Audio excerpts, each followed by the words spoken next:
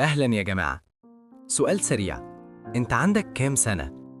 استنى، مش قصدي سنك في البطاقة ولا ركبتك بعد ما تطلع السلم. أنا بسألك عن عمرك العقلي. أنت حاسس إنك حكيم وعاقل زيادة عن اللزوم، ولا لسه عايش بروح الطفل اللي جواك، فضولي مرح وشوية لخبطة؟ الاختبار ده مش عن الذكاء ولا النضج، ده عن طريقة تفكيرك ونظرتك للحياة. لو حابب تعرف عقلك فعلا عنده كام سنة، كمل معانا. طيب، قبل ما نبدأ، خلي بالك من طريقة الحساب. كل سؤال فيه 5 اختيارات، والنقط بتتحسب حسب رقم الاختيار. الاختيار الأول نقطة واحدة، الاختيار التاني نقطتين، الاختيار التالت 3 نقط، الاختيار الرابع 4 نقط، الاختيار الخامس 5 نقط. اختار الإجابة اللي شبهك بجد، سجل النقط، وفي الآخر اجمع نقاط ال10 أسئلة علشان تعرف عمرك العقلي. جاهز؟ يلا نبدأ. السؤال الأول، أنت محبوس في البيت في يوم مطر، تعمل إيه؟ 1.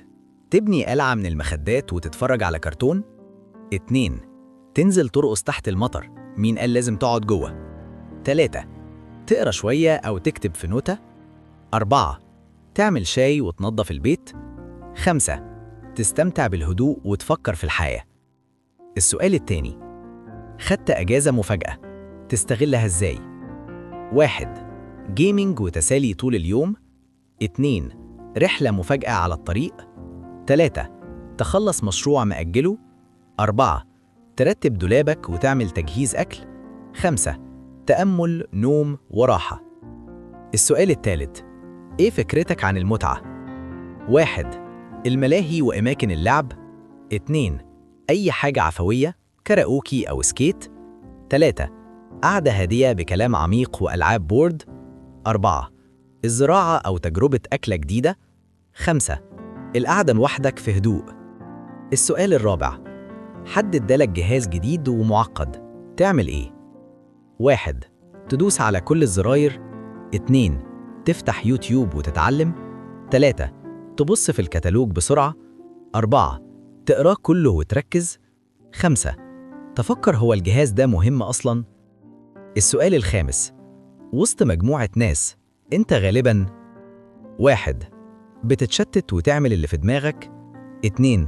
بتهزر وتعلي الجو. 3. بتسمع الأول وبعدين تتكلم. 4. بتنظم الدنيا. 5. بتقول تعليق حكيم من وقت للتاني. خد نفس، إحنا في النص، وكمل مع إحساسك. السؤال السادس، لما تواجه مشكلة، أول رد فعل إيه؟ 1. تعيط أو تضحك وبعدين تطلب مساعدة. 2. تدخل فيها على طول. 3. تقسمها خطوات. 4. تخطط وتبحث. 5. تفكر شوية وترجع بحكمة. السؤال السابع، بيت أحلامك شكله إيه؟ 1. بيت شجرة وفيه زحليقة. 2. عربية فان للمغامرات. 3. شقة هادية بنباتات. 4. بيت ريفي بندفأة ومكتبة. 5. مكان بسيط مليان نور. السؤال الثامن، بتحل مشاكل العلاقات إزاي؟ 1. اعتذار بسناكس وميمز. 2. كلام كتير وشوية دراما. 3. تسمع وتعبر بهدوء. 4. تحط حدود وحلول. 5. تتقبل وتسيب مساحة. السؤال التاسع، علاقتك بالقوانين إيه؟ 1. قوانين، إيه دي؟ 2. بكسرها عشان المتعة. 3.